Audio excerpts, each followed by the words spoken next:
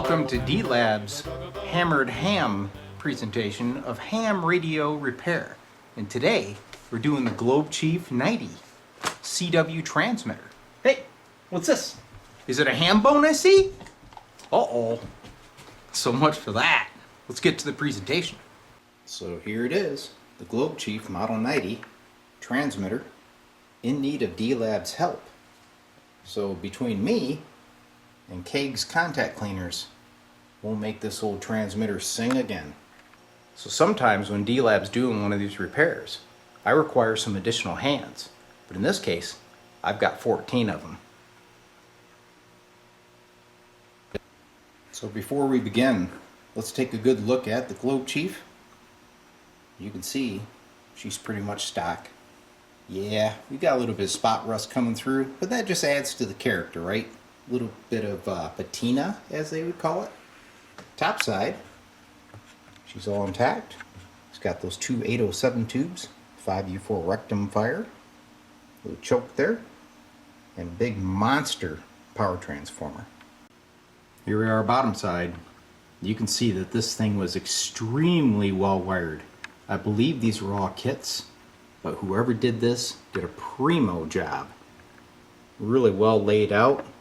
Now you can see that somebody added a fuse, which normally wasn't in these radios, and the filter caps have been changed.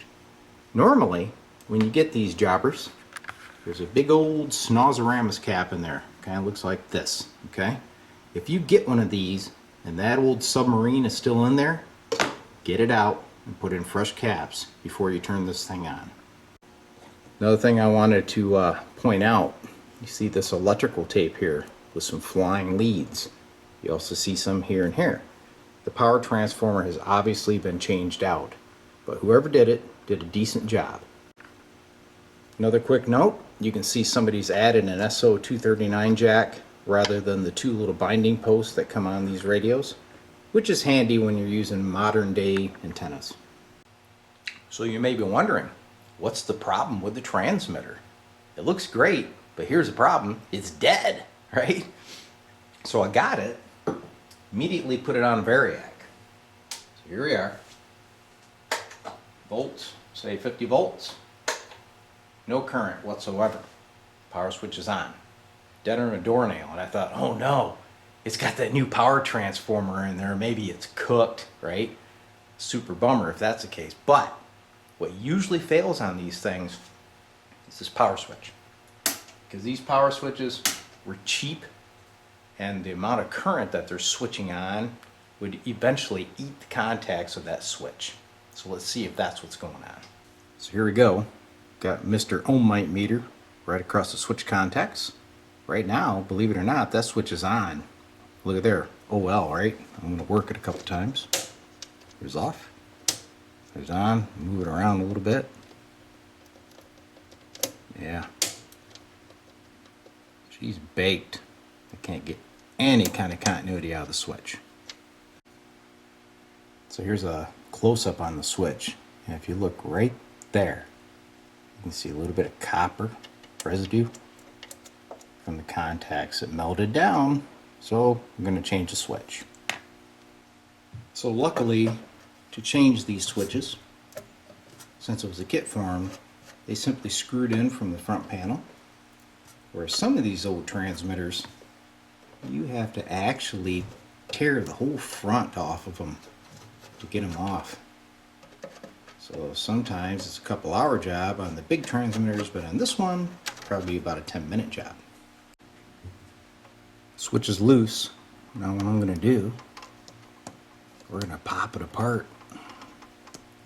Take a look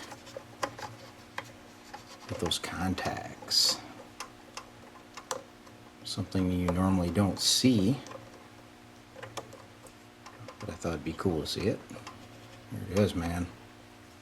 El Blasto. Well, here's the donor switch. This is a double pole, double throw type, and what I did is I wired the contacts in parallel, so maybe I can get a little more life out of this guy. But it is an old stock switch, and I notice the contacts are a little bit gray looking, you know, a little bit of corrosion on there. So before I install it, We're going to put him in the old Viceramus. Take a little bit of this D5, blast contacts a little bit, work the switch, then we'll check it with the meter, make sure it's good, then I'll install it. So I got the ohm meter across those switch contacts. Let's make sure it works. Boom. Looks great. Time to install it. So I have the new switch installed. It's in the on position. Now let's look at the variac. There's 0 volts. There's 50 volts. Look at there. We've got current. It's a good sign. The old Chief is back to life. So before I get too excited and throw this thing on the air, I kind of noticed another issue. Right here. This is the band switch. Okay? See the wafers there. They're all black and tarnished. Okay? You need to clean that first, because if you get arcing going on these switches, it'll destroy them. So what I'm going to use is, you named it, Kaig's DeOxIT Contact Cleaner Kit. So it comes with a cleaner and some goop that you can put on there to make those contacts as good as new, with some convenient brushes. Let's give it a shot. So we'll start the process with this D100L solution. This is designed to get that corrosion off of those contacts. Okay, so brush it on and try not to get it on the wafer like I just did. Then you take a little Q-tip Aramus here that they've supplied. Just work on that corrosion and polish that wafer up. I want to get that stuff off of there. Alright, so I've been working on it a little bit. You can see she's cleaning out nicely. When you're done, you want to put a little bit of this G100L on it, which is a contact restoration, kind of enhances the contacts. Okay, and for RF circuits, that's pretty darn important. Same thing, put it on sparingly and work the switch. So a lot of you may be saying, why would you do all this when I can just take a can of some Radio Shack contact cleaner and blast this switch, right? Well, here's the issue. A lot of times when you use cheap contact cleaners, it gets into this wafer material and it will swell up, okay? And when that swells up, guess what? You can't turn the switch. They'll just bind right up and you're out of luck. It's time to get a new switch. So don't use the cheap stuff, use the Kaig. Now your contacts are clean. One thing I'd highly recommend, take a little bit of lube. You see that little ball right there? Bring him up, put a little bit of lube on there, and work that so that he can do his job again, okay? Because it's old. It needs some lube, right? Then the other thing I do, I take an oiler, get it right in here, let a drop of oil seep down into that shaft. So to free that up too. It should be about as close to new as you can get. While you're in here cleaning things up, don't forget about your little variable capacitors, okay? They have a little brass wiper back here that makes contact so you get smooth operation of your tuning. You'll notice when they're dirty because your oscillator will cut in and out, or your plate or drive tuning will get erratic. So take a little bit of DeOx, get that nozzle down there, give them a little blast, and work that contact. It's the same deal topside. Right back here is a bearing surface. So there's your plate tune. Give him a little bit. And then down here is the antenna loading. Same deal. Work them guys. Now one thing I've noticed about these globes is sometimes when you're tuning this, you'll feel kind of a bump, bump, bump, bump, bump. Well, the reason is there's some ball bearings in here, and that gets dried out. So I'm going to put a little bit of lube in those too to make sure they have nice free operation. So for these bearings, what I do is I give them a little tiny squirt of oil, like that. Then I take Luber Plate, which is a phono lube, put it on a Q-tip, and I cram it right in that bearing. Kind of push it in, get her to roll around. Kind of revive them, but you don't want to overdo it. Just get enough in there to make it smooth again. Alright, so I have these guys lubed up. They feel really good.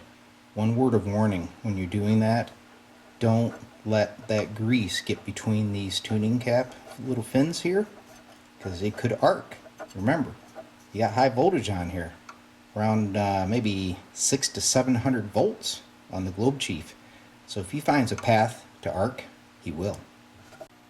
So I've got the transmitter fired up. There's my high voltage. That's kind of low. That should be up around 700 to 800 volts.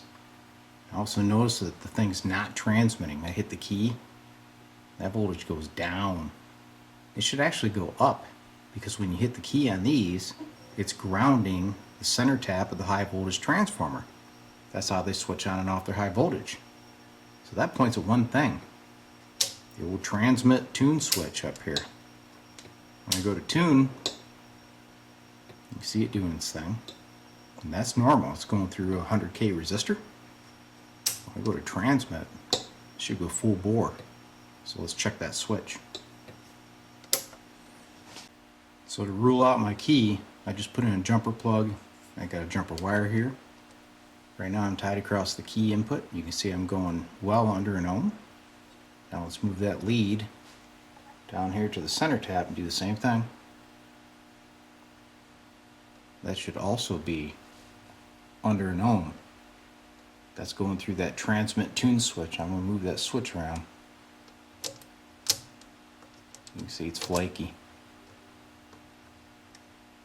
So, time to change another switch.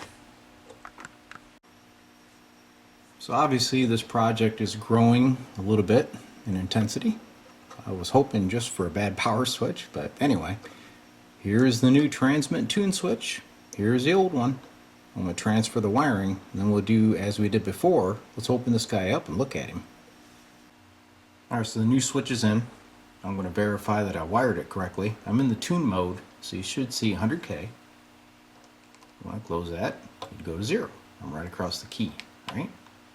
Now let's move down, flip it up here into transmit. Let's go down and take a look at that cap where the center tap of the transformer goes.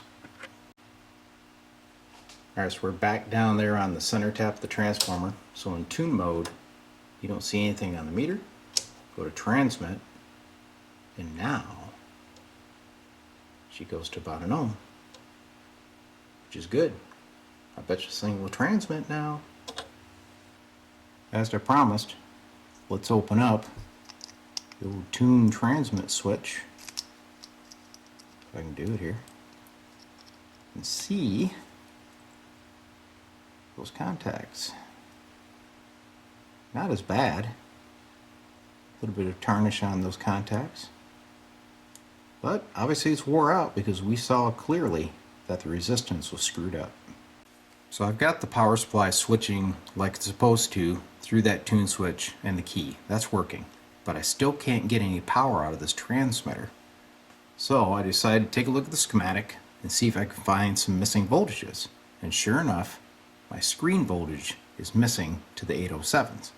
So if we look here at the schematic, you see this 9K resistor that's coming from the high voltage through that to pin 2 of each of the 807s. Now, let's go to the radio. There's that 9K resistor, okay? Power feeds are right over here, but look, I'm going to kind of zoom in here if I can do it okay. Right there. Power comes in, hits the 9K, comes out here. Well, look what we got here. Flying lead, look at there.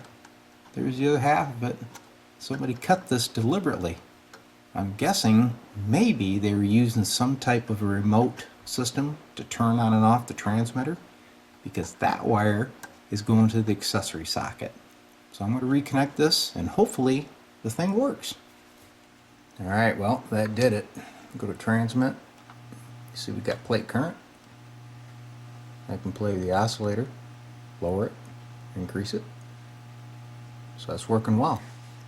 So next thing I want to do is go to that accessory socket, disconnect that additional wiring so it doesn't confuse the next owner. So another challenge for the hammered ham. This thing's working. It's transmitting, but it's got a sticky meter. And who in the heck would have one of those, right? I do. Out in my archives. Just have to go search for it. Let me show you what's going on. Here's a globe in transmit mode. I'm hitting the key. She's transmitting. But the meteoroid not moving. Now watch, I'll push it. Boom. As long as you keep her going, it's fine. You quit, it sticks. Got to change the meter movement. So lucky for me, look what I got. These are the old original movements that are in that transmitter. Just happen to have them in stock. The only issue is these require this type of lens rather than the black frame that's on there. So when I change it out, I'll have to take that face, put it in here, and snap on the plastic face. But it'll be okay. So as I stated before, the good thing about these little globe chiefs, they're very easy to work on. Everything just simply mounts to the front. You don't have to tear things all the way down. So it won't be a big deal to change it out. The only issue is I've probably got 5-6 hours into something that's worth maybe $100. But it's for the love of ham radio. Alright, so I've transferred the meter face of the old meter onto my new movement. Get this guy put together. And it should be as close to original as possible. New meter's installed. There's what's left of the old one. Now this meter is also from a Globe Chief, but it came from the Model 90A, where they had revamped that. So it's actually kind of the same exact meter, just a different case. So let's see if it works. Look at there. No sticky stick. Gotta love that bounce though, huh? Boing, boing. So the meter appears to be working great. Next step, I want to take it out on the ham bench. We'll hook it up to a dummy load and listen to it on a receiver and see how that CW tone sounds.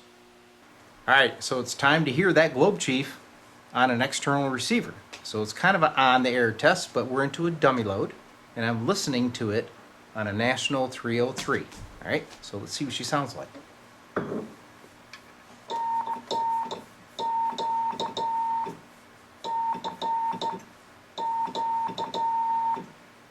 Not bad. Very little chirp. I'm going to dead key it. We're only getting about 20 watts out, and that's due to the replacement transformer. Whoever put that in didn't get one rated high enough. So it's not exactly QRP, but it sure isn't QRO. Either way, it works good, and it's ready for the air. Hope you enjoyed the demo. Well, there you have it. Another successful repair by the Hammered Ham, with some help from Kaig. Even though I had 14 other hands helping me, without Kaig's chemicals, those switches would never be revived and ready for service again. So you'll hear the old Globe Chief out there chirping on the airwaves before you know it. Hope you enjoyed the video. We'll see you again. Hammered Ham at D-Labs. This old man came rolling.